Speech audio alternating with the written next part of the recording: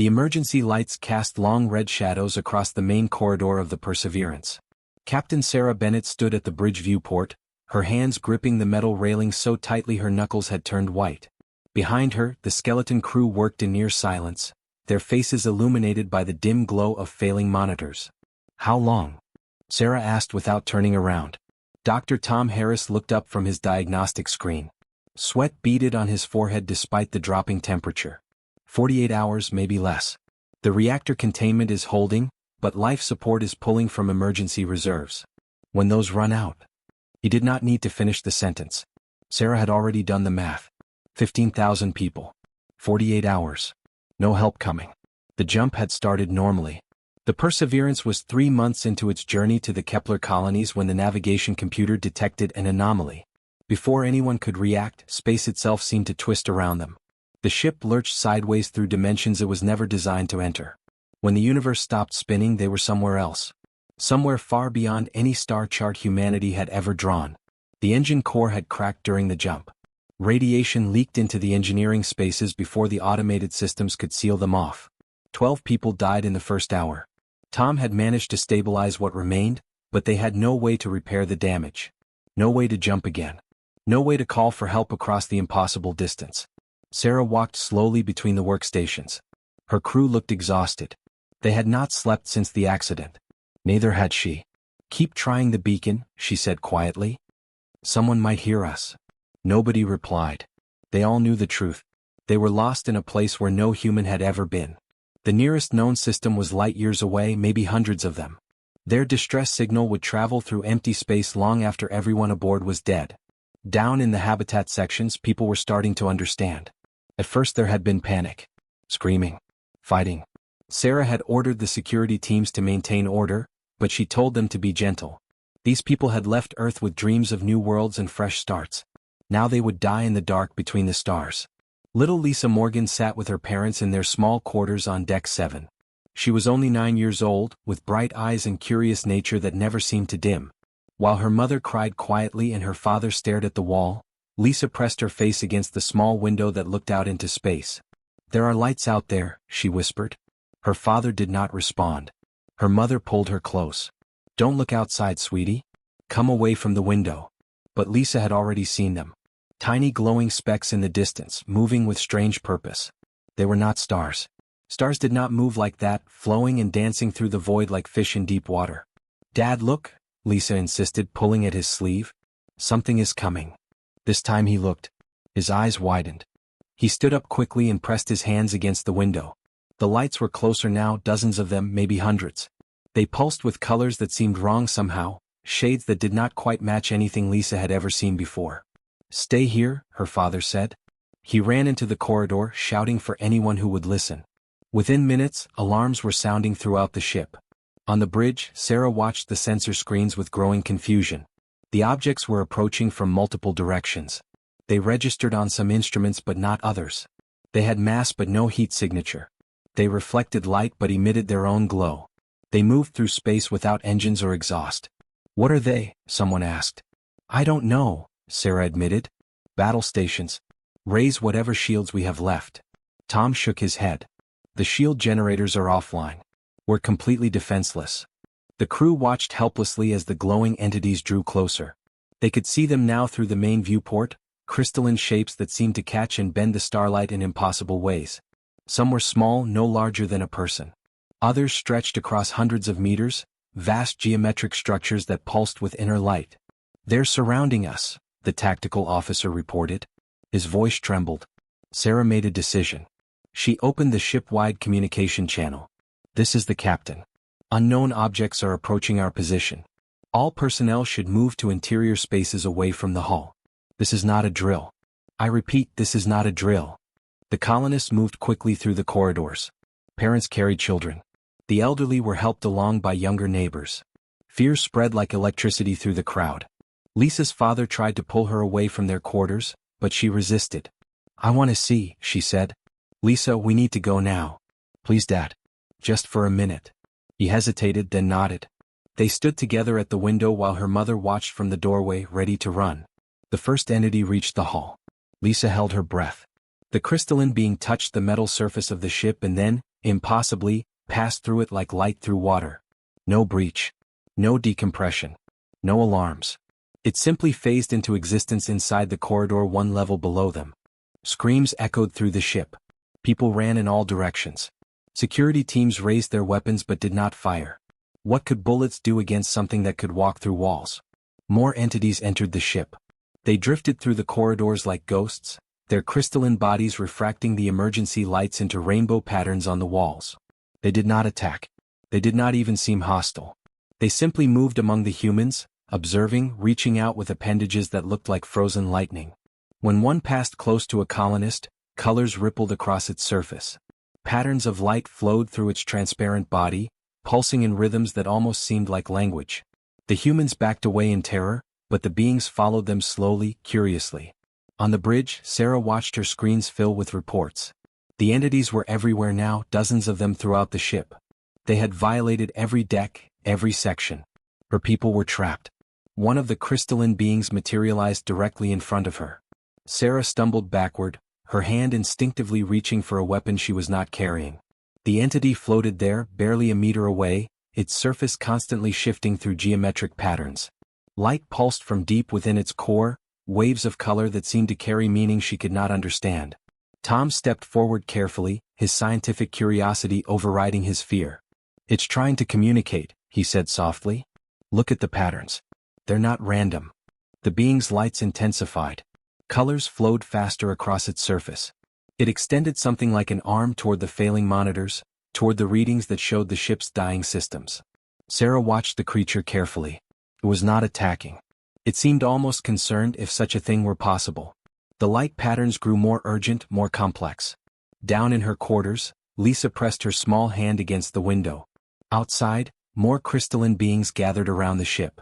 They surrounded the Perseverance completely now, a constellation of living light in the endless dark.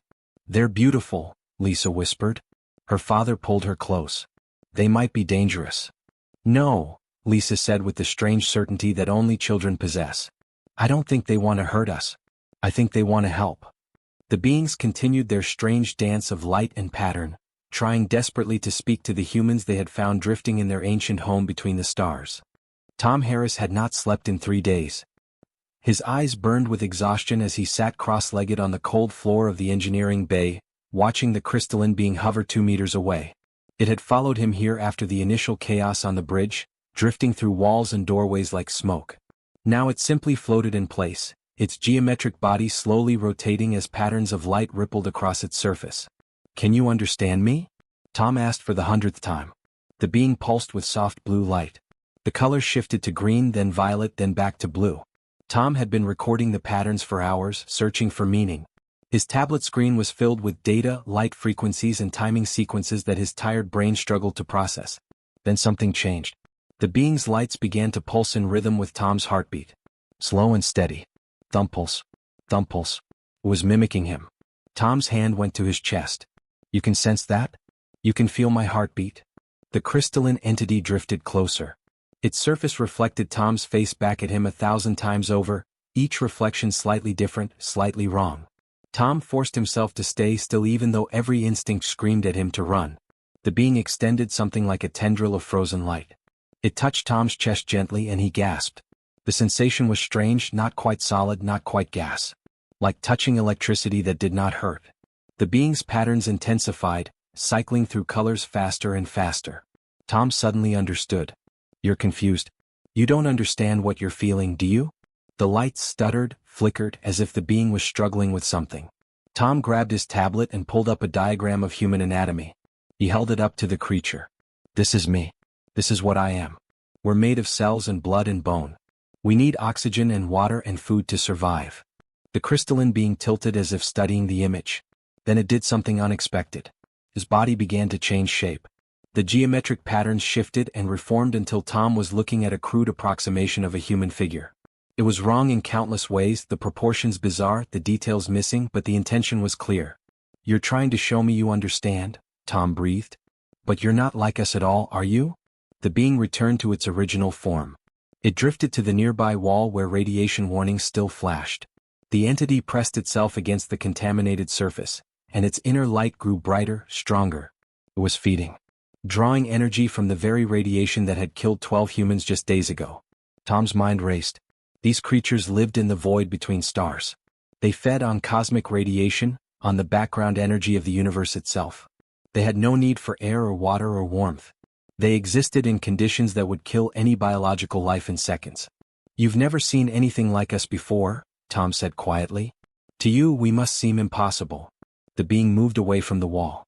It approached the failing life support console. Its lights began to pulse in patterns that matched the warning signals flashing on the screens. Red, red, red. Danger, danger, danger. "Yes," Tom said, pointing at the displays. "We're dying. Our ship is broken. Without these machines we cannot survive." The crystalline entity's lights turned a dark purple that felt somehow sad. It reached toward the console but pulled back as if uncertain. More beings drifted through the walls to join the first. They gathered around the life support systems, their lights blinking in complex patterns as if they were talking to each other. On the bridge, Sarah watched her monitors with growing hope and fear. The crystalline beings had spread throughout the ship, but they were not attacking. They seemed focused on the damaged systems, examining every failing component with what looked like genuine interest. "Captain," her communications officer called out. "I'm picking up some kind of signal. It's not on any frequency we use, but it's definitely structured. I think they're talking to each other. Can you interpret it?" "Not yet, but I'm recording everything. Maybe Dr. Harris can make sense of it." Sarah stood and walked to the main viewport. Outside the ship, more crystalline beings had gathered. Hundreds of them now, maybe thousands, all floating in the darkness like a field of living stars. They were beautiful and terrifying at the same time. One of the larger entities approached the viewport. It pressed itself against the transparent material, and Sarah found herself face to face with something that was not quite alive in any way she understood. Colors swirled through its body like paint in water. It was trying to show her something. The patterns formed shapes. A sphere that might be a planet. Smaller shapes that could be ships or stations. Lines connecting them like trade routes or communication links. Then the shapes scattered, drifting apart into the void. The being was showing her the history of the space around them. "They've seen this before," Sarah whispered. "They've watched civilizations rise and fall." The being's colors shifted to something that felt questioning. It projected new patterns. Small shapes that moved and changed and eventually stopped moving. It was showing her death and asking why. Sarah placed her hand against the viewport. "Because we're fragile," she said, knowing it could not understand her words but hoping it might sense her meaning. "Because we're temporary. Because everything we are depends on a million tiny things all working together, and when they stop working we stop existing." The being pulled back from the window. Its lights dimmed to a soft amber color. Other entities began to gather around it, their patterns synchronizing as if they were sharing what they had learned. Down in the medical bay, more crystalline beings had found their way to the morgue where the 12 radiation victims lay covered in white sheets. The entities drifted between the bodies, their lights flickering with what might have been confusion or sorrow or something humans had no name for. Lisa Morgan stood in the doorway with her father. She had refused to stay in their quarters. She wanted to see the beings up close. One of them noticed her and floated over slowly. Lisa did not run. She reached out her small hand. "Lisa, no!" her father shouted. But the being only touched her fingertip with a tendril of light. Lisa felt a strange warmth, like sunshine on a cold day. The being's colors shifted through every shade of the rainbow, pulsing with what looked like joy or excitement. "It's okay, Dad," Lisa said. "It won't hurt me. It's just curious." The being drew back and began to pulse in a steady, gentle rhythm. Other entities nearby started to match the pattern. Soon the entire medical bay was filled with synchronized light, a heartbeat made of color. Tom arrived running, his tablet clutched to his chest. "Captain Bennett, you need to see this. I think I'm starting to understand them." Sarah met him in the corridor. "Explain." "They don't have biology like we do. They're pure energy held together by some kind of quantum force we don't understand yet. They've existed in the void for millions of years, maybe longer. They've never encountered life that needs physical matter to survive." Tom pulled up his notes. "But here's the important part. They want to help us. They just don't know how." Sarah looked at the crystalline beings floating through her ship. "They don't understand mortality." "No," Tom agreed. "To them, energy just changes form. It never truly ends. The concept that we can permanently cease to exist is completely alien to them." One of the beings approached them. Its lights pulsed in the same rhythm Lisa had seen, the heartbeat pattern. Then it projected new images. The Perseverance surrounded by crystalline entities. Lines of light connecting them to the ship. The ship's systems glowing brighter. They want permission, Sarah said. They want to try to fix our ship. Tom nodded. It's dangerous. We don't know what they might do. They could accidentally kill us all just by misunderstanding what we need. Sarah thought of the 15,000 people aboard her ship. 48 hours had become 36. Time was running out. She looked at the crystalline being floating before her, its colors shifting through shades of hopeful blue. Tell them yes, Sarah said. Show them everything. Let them examine whatever they need. It's our only chance. Tom raised his tablet and began pulling up schematics of every system on the ship. The crystalline beings gathered closer, their lights brightening with what could only be described as eagerness. They were ready to try to save a form of life they had never imagined could exist. The Perseverance shuddered as the crystalline beings wrapped themselves around its hull. Tom watched from the engineering bay as tendrils of living light penetrated the ship's outer plating, reaching deep into the damaged systems. His monitors showed energy readings that made no sense, power flowing from sources that should not exist. They're feeding us, he said in disbelief. They're sharing their energy with our systems. The emergency lights flickered and then burned steady and bright for the first time in days. Throughout the ship, people gasped as warmth returned to the cold corridors. Life support monitors showed oxygen levels rising. The reactor containment stabilized. But the crystalline beings were doing something else too. They began to move in formation around the ship, hundreds of them working together like a school of fish. The Perseverance lurched forward, not from its own engines but pushed by the collective force of the entities. Sarah gripped her command chair. Where are they taking us? Tom checked his navigation screens. I don't know. We're moving faster than we should be. They're doing something to space around us, bending it somehow. For 6 hours the crystalline beings guided the ship through the void. The crew watched in amazement as stars blurred past at impossible speeds. It was not a jump, not like human technology used. It was something different, something that bypassed the normal rules of physics entirely. Then the beings slowed. The Perseverance drifted to a stop, and everyone rushed to the viewports to see what lay ahead. A nebula stretched before them, vast clouds of glowing gas in shades of purple and gold.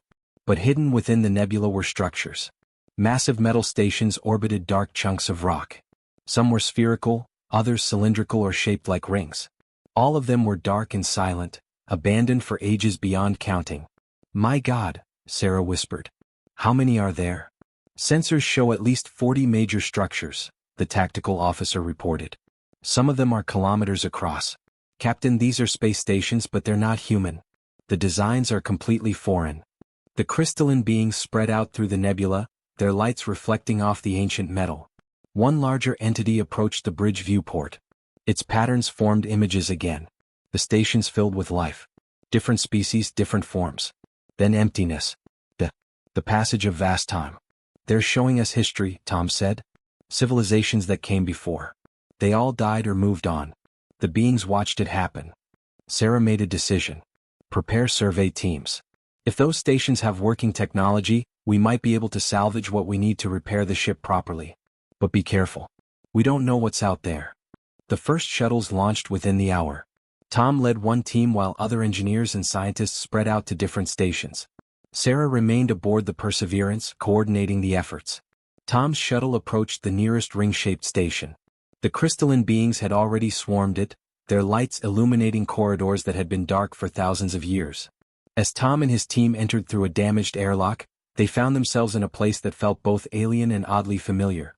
The corridor walls were made of a metal alloy humanity had never developed. Strange symbols marked doorways and panels. But the basic layout made sense. Floors, walls, ceilings. Rooms for working and living. Whoever built this place had not been human, but they had been solid and physical, breathing air and needing light. Look at this, one engineer called out. She had opened a panel to reveal power conduits underneath. The energy distribution system. It's not the same as ours, but the principles are similar. I think we can adapt our tools to work with this. Tom moved deeper into the station with a crystalline being following close behind. He had started to think of it as a companion rather than a threat. The entity's lights pulsed gently, providing illumination in the dark spaces. They found a chamber filled with equipment. Storage tanks, processor units, things Tom could not identify but knew were valuable. And at the center of the room stood a power core, cold and dead but intact. Can we move this? Tom asked the being. The crystalline entity's lights brightened. It flowed around the power core, lifting it effortlessly with tendrils of energy. Tom laughed in amazement. I'll take that as a yes. Back on the Perseverance, Lisa Morgan sat in the observation lounge with her mother. A crystalline being floated nearby. It had been following Lisa since the medical bay encounter, always keeping a respectful distance but never far away. Why does it like you so much? Her mother asked nervously. Lisa shrugged. I think it's lonely. Or maybe just curious. She looked at the being. I'm going to call you Prism. Because of how the light breaks up inside you. The being pulsed with warm yellow light. Lisa smiled. She pulled out her drawing tablet and began to sketch the being. Prism drifted closer to watch, its patterns shifting to match the colors Lisa used. See? Lisa said to her mother. It wants to learn. It wants to understand us. Her mother relaxed slightly. What do you think it is? Where did it come from? I think it's always been here, Lisa said. In the dark between the stars. We just never knew to look. Prism extended a tendril and gently touched the drawing tablet. Images appeared in the air around them, projected by light. The being showed them vast fields of cosmic radiation, clouds of particles, the birth and death of stars. It showed them the void as it saw the void, not empty but filled with energy and life humans could not normally perceive. Lisa's mother gasped. It's beautiful. Over the next days, the salvage operation continued. Tom's team stripped useful technology from the abandoned stations. Power cores, processing units, communication arrays, materials for repairs. The crystalline beings helped with the heavy work, moving equipment that would have taken cranes and teams of workers. But something else was happening too. The beings were learning. They watched how humans worked together, how they communicated with words and gestures. They observed humans eating and sleeping and caring for each other. Every interaction fascinated them. And in return they taught. Tom discovered that when he worked near the beings, information seemed to flow directly into his mind. Not words or language but pure understanding. He suddenly grasped concepts of physics and energy that would have taken human scientists centuries to develop. Other engineers reported the same experience. They're sharing their knowledge with us, Tom explained to Sarah. Not through language but through some kind of direct transfer. It's like they're showing us how they see the universe. Sarah watched the crystalline beings working alongside her crew. We're learning from each other. A real exchange. In the engineering bay, workers installed the salvaged power core. With the beings' help, they had adapted it to work with human systems. When they activated it, the Perseverance hummed with more power than it had ever possessed. The damaged reactor could be shut down completely now. Lisa visited the work site with Prism floating beside her. The engineers had grown used to the beings' presence. Some even welcomed them, working faster and more efficiently with the entity's assistance. Dr. Harris, Lisa called out. Prism wants to show me something. Can I go with it? Tom looked at Sarah, who had just arrived. The captain studied Prism carefully.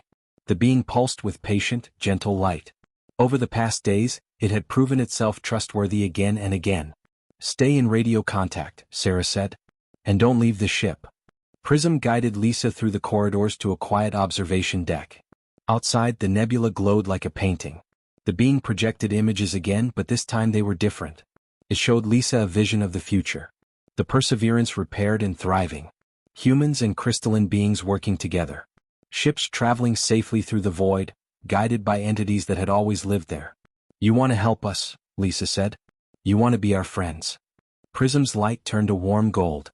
It showed more images. Humans teaching the beings about life and growth and time. The beings teaching humans about energy and the nature of space itself.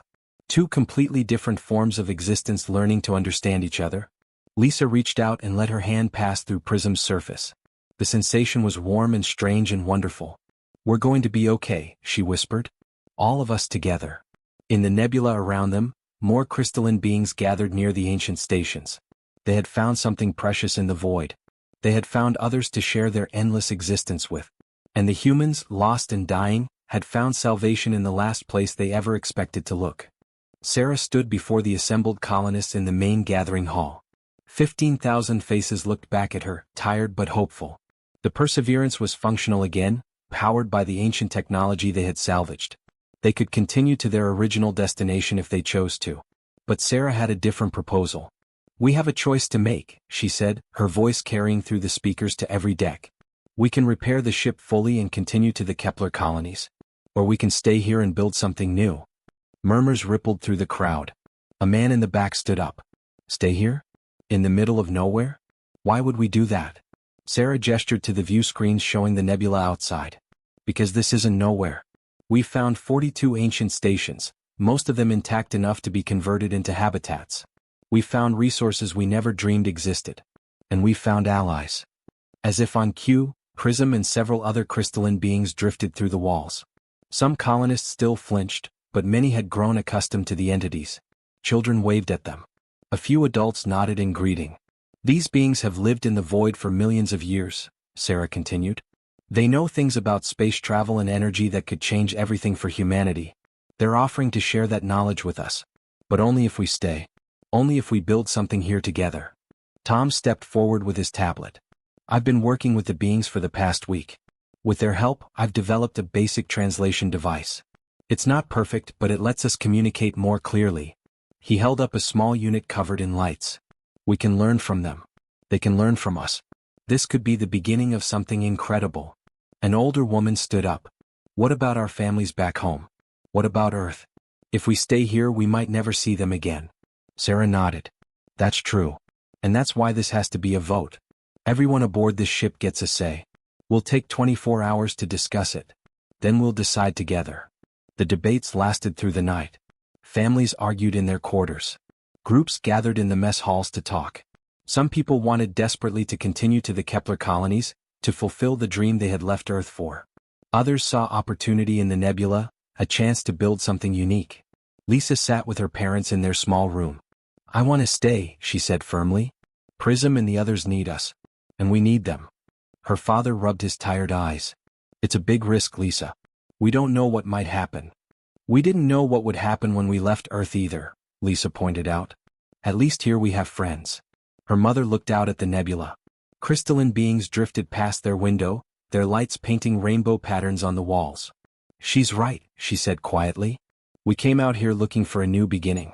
Maybe this is it. When the vote came, it was closer than Sarah had expected. 8,000 colonists chose to stay. 7,000 wanted to continue to Kepler. But the majority ruled and the decision was made. The Perseverance would remain in the nebula. For those who wanted to leave, Sarah made arrangements. They would take the shuttle fleet and enough supplies to reach the nearest human settlement. It would be a difficult journey, but the crystalline beings agreed to guide them safely through the void. The parting was sad but peaceful. Families said goodbye. Friends embraced. And then 2,000 colonists departed in a convoy of shuttles, led by a formation of glowing entities. The 13,000 who remained got to work immediately. Tom organized engineering teams to assess each ancient station. Some were too damaged to salvage. Others needed only basic repairs to become livable. The largest station, a massive ring structure that the colonists named Haven, would become their primary settlement. The crystalline beings proved to be incredible workers. They could move in vacuum without suits. They could lift massive pieces of equipment with their energy fields. They could seal breaches in station hulls by solidifying the metal with focused light. What would have taken humans months took only weeks with their help. Lisa spent her days exploring Haven with Prism. The station had been built for beings much larger than humans, so the corridors were vast and echoing. But that gave them room to redesign the spaces. They could build homes and gardens and schools. This section could be a park, Lisa said, pointing to a huge empty chamber. We could bring plants from the ship's hydroponics bay. Make it green and alive. Prism pulsed with interest. It had been learning human language through Tom's translation device, though its communication still relied heavily on light patterns. It projected an image of the chamber filled with trees and grass, with crystalline beings floating among the branches alongside human children. Yes, Lisa said, smiling. Exactly like that. Tom made a breakthrough in the third week.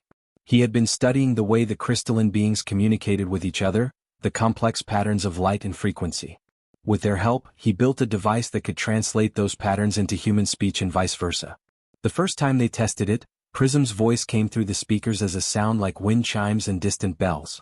Strange, it said. To speak in vibrations. To push air to make meaning. Tom laughed. That's how we do everything. Vibrations and air and sound. We use light, Prism said. Frequency and pattern. Your way is slower but has beauty. Other crystalline beings gathered to try the new devices. Soon conversations were happening all over Haven. Humans and entities discussing construction plans, sharing stories, asking questions about each other's nature. The beings revealed things that changed human understanding of the universe.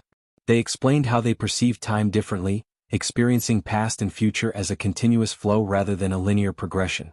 They showed humans how to detect subtle energy fields that human sensors had never registered. They taught techniques for traveling through space that did not require conventional engines.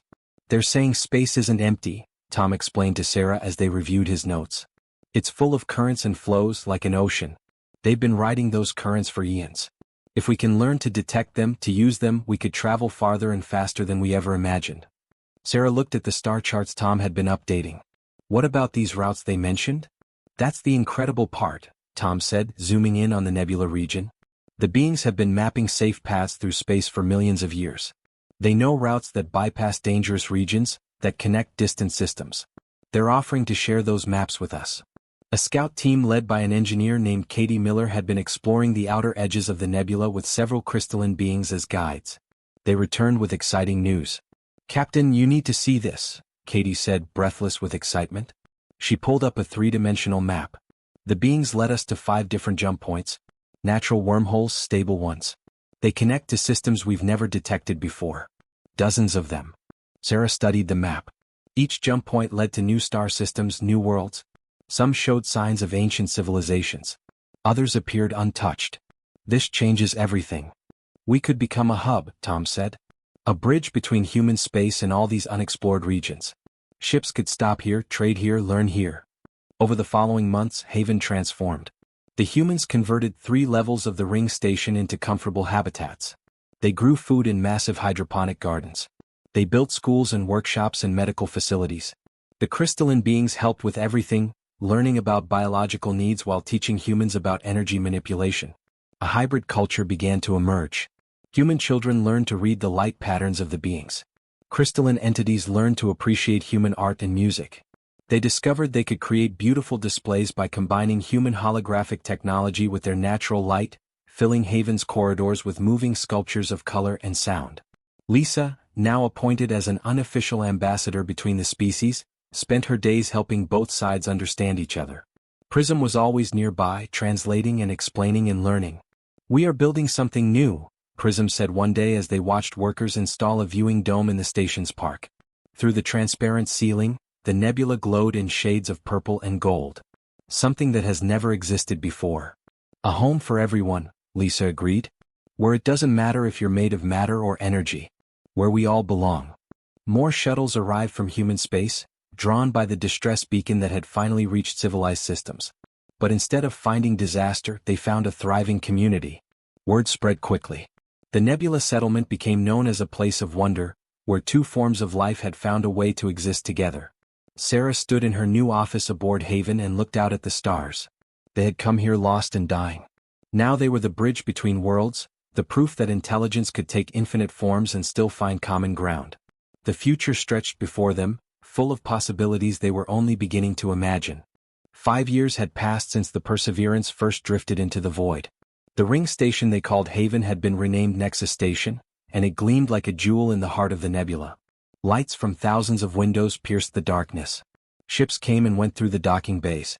And surrounding it all, the crystalline beings floated in their eternal dance, guardians and friends. Sarah stood in the command center, older now with gray threading through her hair. The room hummed with activity. Dozens of people monitored communications, tracked incoming vessels, coordinated construction on the newer stations they had built. What had started as a desperate survival effort had become something far greater. "Captain, we have another distress signal," her communications officer reported. "A cargo hauler, damaged engines, drifting about 2 light years from here." Sarah did not hesitate. "Send the beacon team." "How many crystalline volunteers do we have ready?" 12, Captain. "More than enough to guide 1 ship." Sarah nodded. This had become routine. Ships that got lost in the deep void, that suffered malfunctions far from help, they all heard about Nexus Station eventually. The crystalline beings would find them, guide them to safety, and the station would help them repair and continue their journeys. Some chose to stay. The population had grown to over 30,000 now, with more arriving every month. But humans were not the only ones who came. 3 years ago, a Centauri science vessel had limped into the nebula, their crew desperate and afraid. The crystalline beings had guided them to Nexus just as they guided human ships. Now there were over 500 Centauri living on the station, sharing technology and culture with their human neighbors. Then came the Talarians, a species of amphibious beings whose homeworld had been destroyed by a supernova. The crystalline entities had found their refugee fleet wandering lost through the void and brought them to Nexus. 2,000 Talarians now called the station home, building underwater habitats in specially designed sections. Tom Harris worked in his laboratory, which had grown from a single room to an entire level of the station. He was grayer now too, his face lined with age, but his eyes still sparkled with curiosity. Around him, crystalline beings floated among human assistants and Centauri researchers. The translation matrix is stable, Tom said, checking his monitors. We can now communicate clearly with 17 different crystalline entity types. Each one has its own dialect, its own way of perceiving the universe.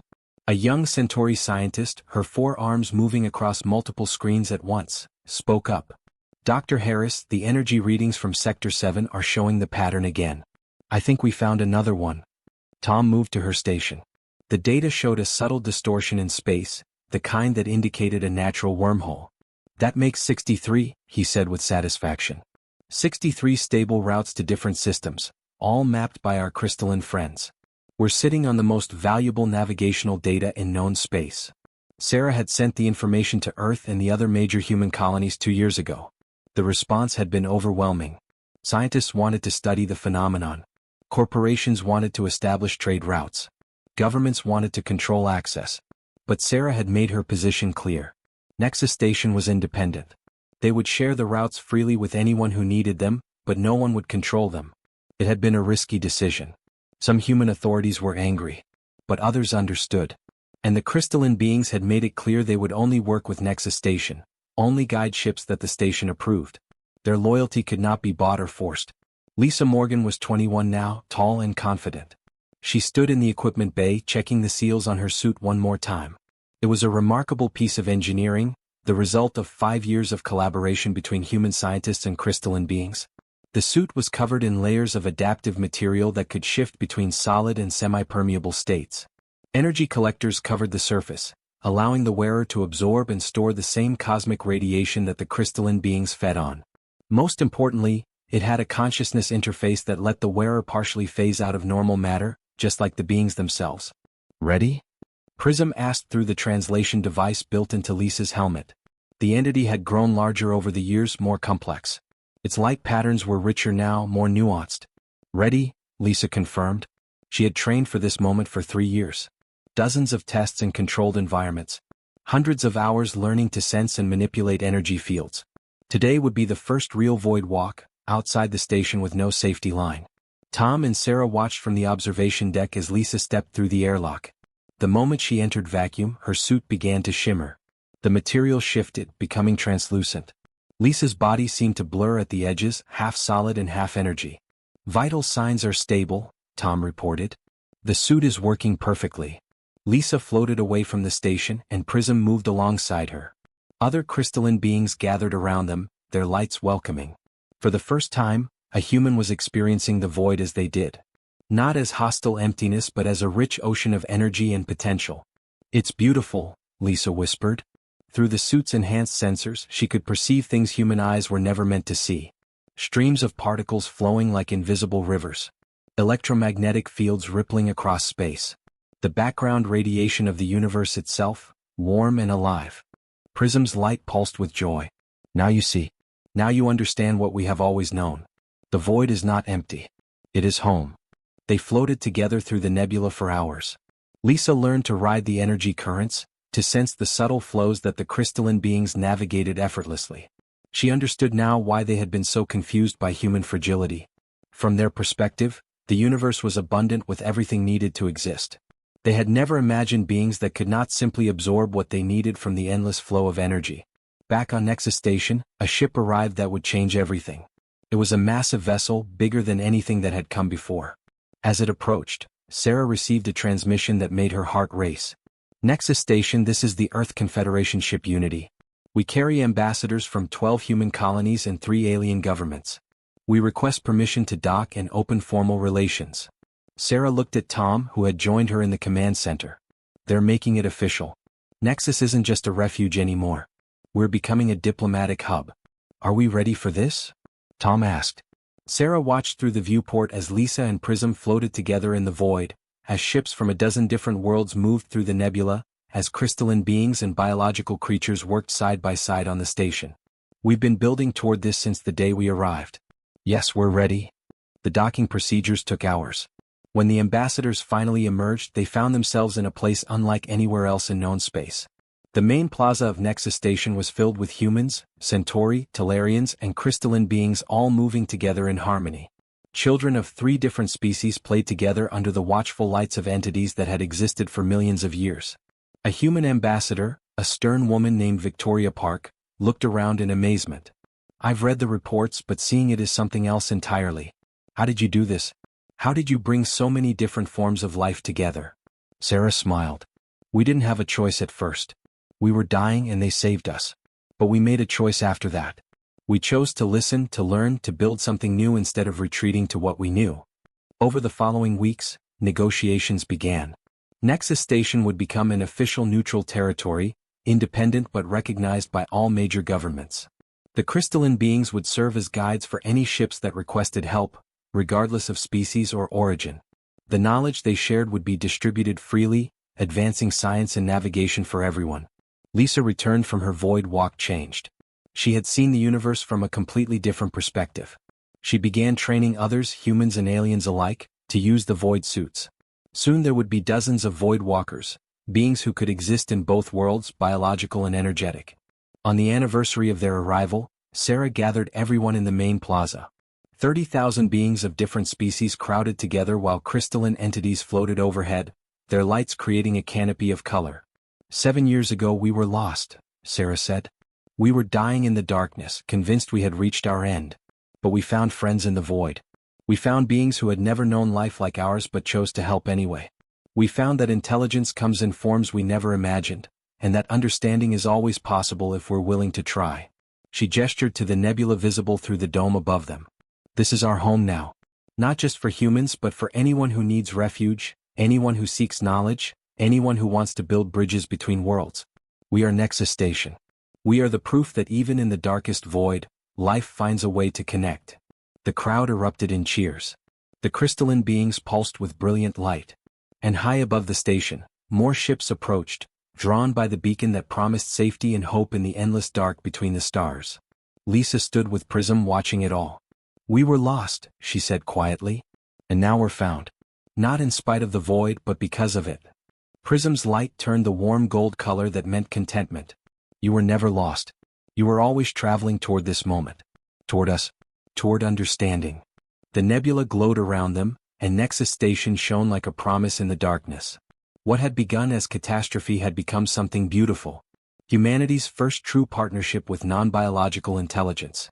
A bridge between forms of life that should never have met but did. A home among the stars where anyone, regardless of their nature, could belong.